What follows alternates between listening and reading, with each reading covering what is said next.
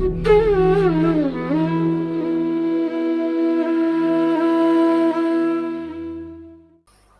प्रश्न रंजन जी ने पूछा है। अनुभवकर्ता यानी एक्सपीरियंसर के साथ अंतःकरण का क्या संबंध है? अंतःकरण, पहले अगर आप हैं यहाँ पे अभी ज्ञान चर्चा में, तो पहले मैं आपसे जानना चाहूंगी कि आपके अनुसार अंतःकरण क्या है, क्योंकि ऐसा ना हो जो अर्थ मुझे पता है आपको उसी शब्द का अर्थ कुछ और पता हो, तो ये बहुत कंफ्यूजन हो जाता है। क्योंकि ऐसा देखा गया है कि एक ही शब्द को अलग मार्ग में उसका कुछ और अर्थ होता है और दूसरे मार्ग में कुछ और अर्थ होता है। तो इसीलिए अगर आप हैं अभी, तो आपको क्या लगता है अंतःकरण आप किसे कहते हैं, क्या है इसका अर्थ? अगर आप चाहें तो यहाँ पे लिख भी सकते हैं और अनम्यूट करके भी बता सकते हैं। तो मैं अपना जवाब दे देती हूँ। अंतःकरण का मतलब होता है कि वो बोध जिससे हम सही और गलत का निर्णय लेते हैं, उचित अनुचित, नैतिक अनैतिक का निर्णय लेते हैं।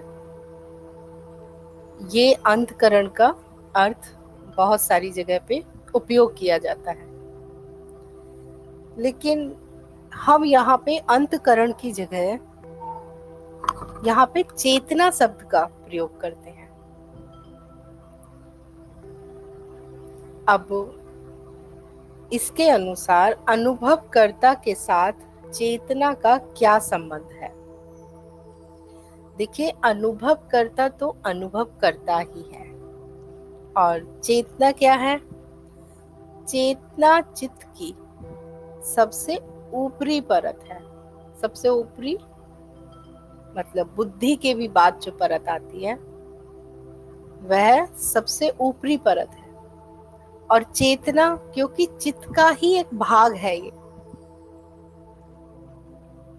तो कहीं ना कहीं तो इस चेतना को रुकना ही होगा, या तो अनुभवों पे, या अनुभवकर्ता पे, या तो दृष्टि अनुभवों पे होगी या दृष्टि अनुभवकर्ता पे होगी। और हम चेतना शब्द का कब प्रयोग करते हैं? जब हमारा ध्यान, हमारी दृष्टि जब अनुभवकर्ता की तरफ घूम जाती है, जब कहते हैं स्वयं की तरफ घूम जाना या अपनी तरफ घूम जाना, है ना? जब दृष्टि, जब ये स्मरण आता है कि मैं अनुभव करता हूँ, इस स्मरण को चेतना कहते हैं। लेकिन ये भी चित्त का ही भाग है। अनुभवकर्ता को कोई फिक्र नहीं है चेतना की। अनुभवकर्ता चेतना है या नहीं है, अनुभवकर्ता फिर भी सदैव है। बस चेतना के रहने पे हमें यह स्मरण आ जाता है कि मैं अनुभव करता हूँ, स्मरण आ जाता है, और चेतना के जाने पर स्मरण चला जाता है। स्मरण आता जाता है चेतना का, अनुभव करता कहीं नहीं आता और जाता। ठीक है, तो चेतना जो है वो चित्त की ऊपरी परत है। ये एक स्मरण है। इस स्मरण में रहने पर कि मैं अनुभव करता हूँ, बाकी के जो भी हमारे कार्य होते हैं वो चेतना के प्रकाश में होते हैं। आगे जो हमारा प्रश्न आया है,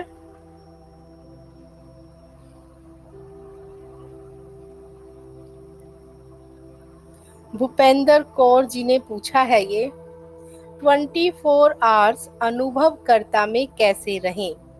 इनका ये पहला प्रश्न है। तो अनुभवकर्ता में कैसे रहें?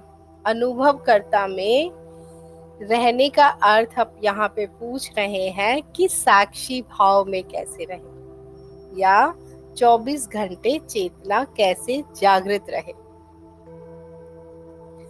तो चेतना कैसे जागृत रहेगी? देखिए, चेतना जो है चित्त का भाग है। चित्त हमेशा विचलित ही रहता है ना, उछल कूद करता ही रहता है। चित्त का स्वभाव ही है ना, चित्त का स्वभाव ही होता है उछल कूद करते रहना।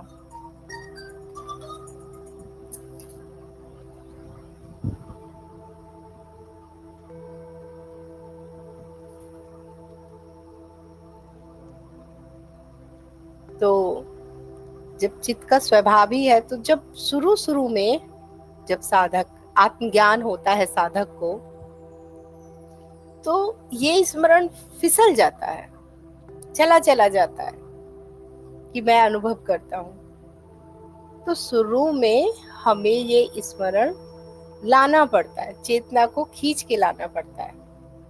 शुरू में प्रयास करना पड़ता है कि मैं अनुभव करता दृष्टा मात्र हूँ। लेकिन क्योंकि चेतना भी चित्त का ही भाग है, तो इसका जो स्वभाव है वो आदत बस चलता है, चक्र में आदत बस चलना, चक्र में चलना, वही द्वारा से करना। तो अभी तक क्या किया गया है? अभी तक बार बार सारा हमारी दृष्टि अनुभवों पे जाती थी। कभी घर, पैसा, रिश्तेदार, समाज, जात, पद, है ना, शादी, बच्चे, इन सारी चीजों पे हमारा बार बार ध्यान इन्हीं पे जाता था। तो अब भी वही जाएगा। आत्मज्ञान के बाद ये फिर फिसल जाएगा वहीं पे, क्योंकि ये आदत बस काम करता है। इसीलिए कुछ दिन इसको, चेतना को पकड़ के एक तरह से लाना है, इस ध्यान को, इस स्मरण में रहना है कि मैं अनुभव करता हूँ। कुछ ही दिन के प्रयास से ये फिर स्वतः चेतना अपने आप ही जागृत रहने लग जाती है। फिर चेतना को जागृत भी नहीं करना पड़ता, क्योंकि आदत है इसका, स्वभाव है इसका। और जब यही चेतना, यही स्मरण हमें बराबर रहता है, तो यही जागृत में बढ़ने पर स्वप्न तक चला जाता है, और यही सुसुप्ति तक चला जाता है। और जिसकी चेतना जागृत, स्वप्न और सुसुप्ति तक पहुंच जाती है, उसी को तुरीयावस्था कहते हैं। अब प्रश्न ये है कि इसमें कैसे रहा जाए। जो प्रयास कहा मैंने कि शुरू में प्रयास लगेगा, वो प्रयास कैसे? तो जो भी चीज आपको यहां तक ले आए कि मैं अनुभव करता हूं, उसी का प्रयोग कर लीजिए। कोई पिक्चर, कोई कोटेशन, या कोई वस्तु, कोई व्यक्ति, कोई नाम, कोई स्मरण, जो यहाँ तक ले आए। जैसे जैसे आपने कोई गाना सुना टीवी में, मोबाइल पे, और जैसे ही उस गाने को सुने, तो उस गाने से संबंधित व्यक्ति या घटना, वो तुरंत चित्र उसका बन जाता है मन में। तो क्या हुआ, उस गाने से आप वहां तक पहुंच गए, उस घटना तक पहुंच गए। तो उसी तरह से कोई वस्तु, व्यक्ति, या कोई कोटेशन, या कोई भजन, या कोई श्लोक, या गुरु की फोटो, कोई भी ऐसी चीज जो आपको अनुभवकर्ता तक ले आए कि मैं दृष्टा हूं, मैं साक्षी हूं, आप उसी का प्रयोग कर लीजिए। जैसे मैं अपना उदाहरण देती हूँ। मैंने अपने अंगूठे पे लिख लिया था साक्षी। अब दिन भर मेरे उल्टे हाथ का अंगूठा मेरे साथ ही है, शरीर के साथ ही है ये, तो जितनी बार ध्यान जाता था साक्षी आ जाता था, है ना। तो आप भी कर सकते हैं, कोई फोटो लगा सकते हैं, किसी शब्द का प्रयोग कर सकते हैं, या एक लाइन है जो कि बहुत कारगर होती है, ये जीवन एक सपना है, ये लाइन बहुत कारगर होती है। तो जैसे ही हम इस लाइन को सुनते हैं या पढ़ते हैं, ये जीवन तो सपना है, तुरंत चेतना जागृत हो जाती है, अनुभवकर्ता पे पहुंच जाते हैं।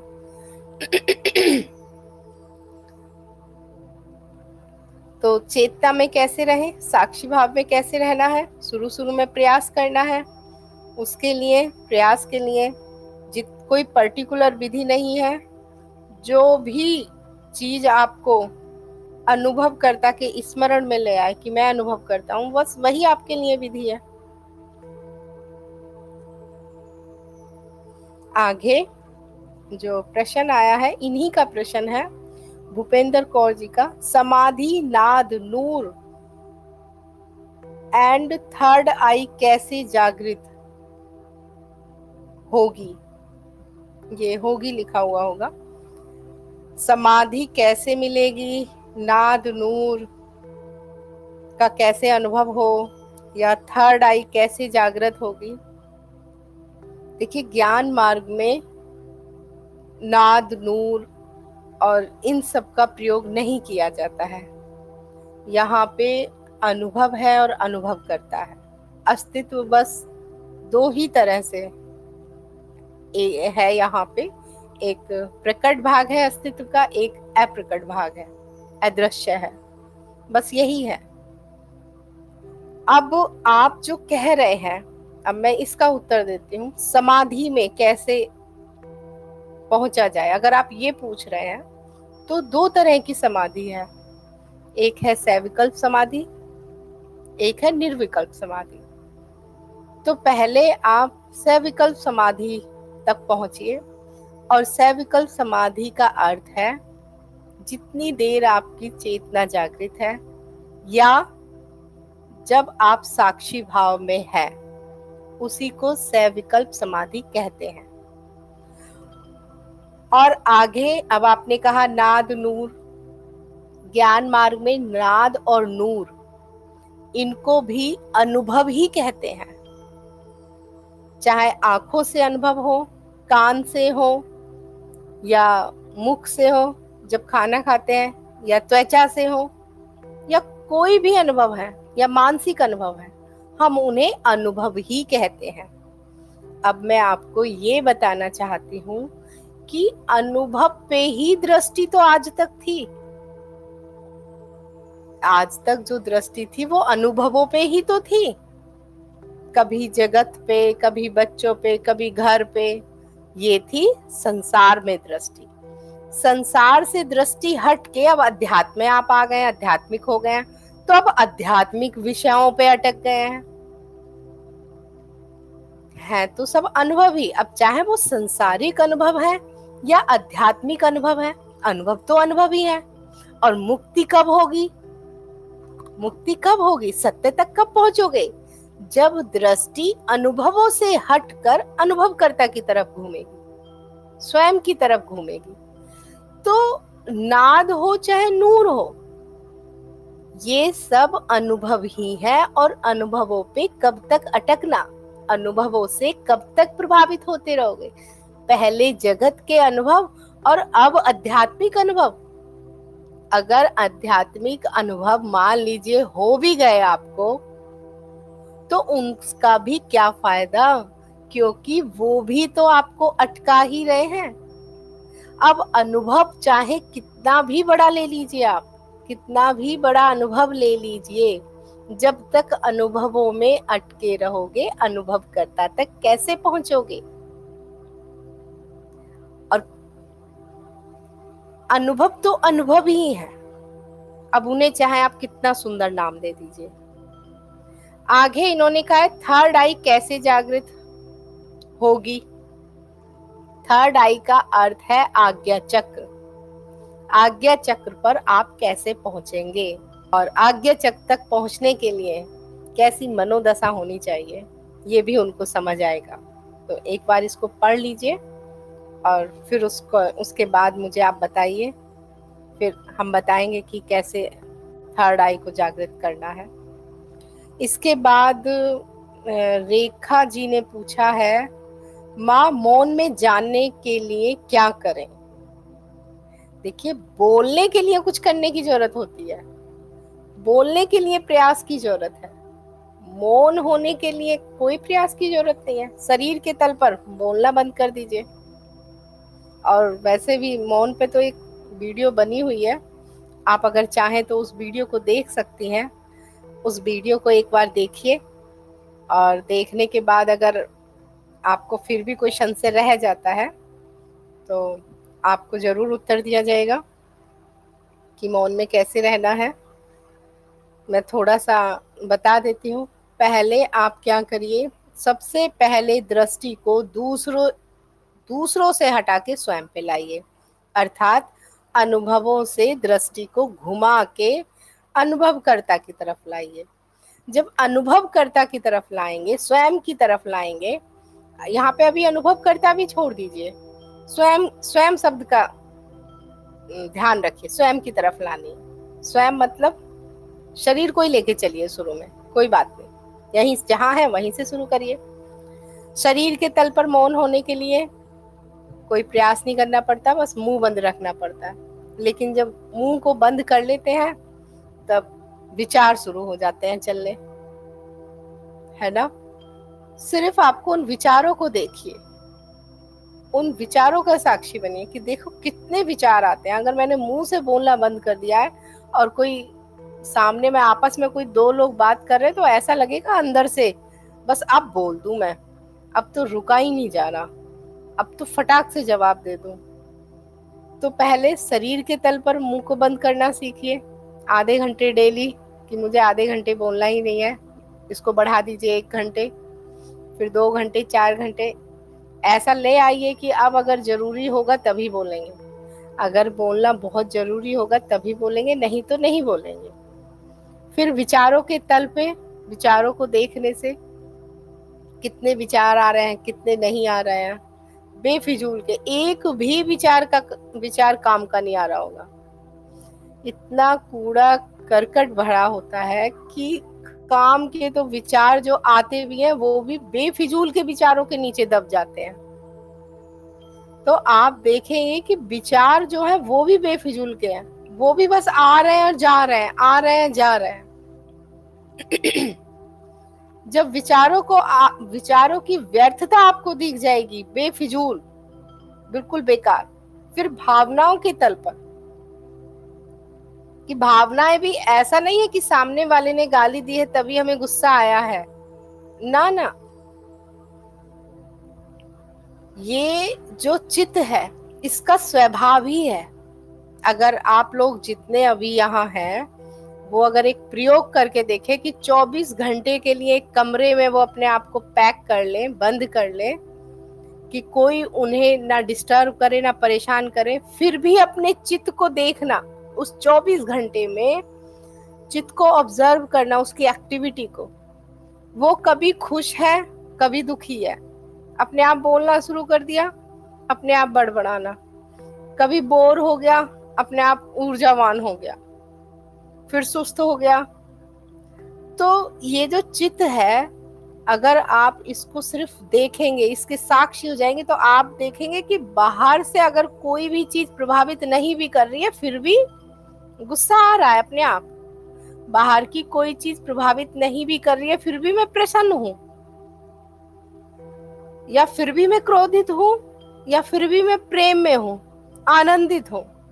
तो हमें सिर्फ ऐसा देखने में लगता है कि बाहर कुछ हुआ और उसका क्रिया पे हमने प्रतिक्रिया करी, अगर क्रिया नहीं भी है तब भी ये प्रतिक्रिया कर ही रहा है, आदत वश, संस्कार वश, स्मृति वश ये चल ही रहा है, ये अपने आप चल ही रहा है। तो बस मन को आपको पढ़ना आ गया, हो गया सारा काम।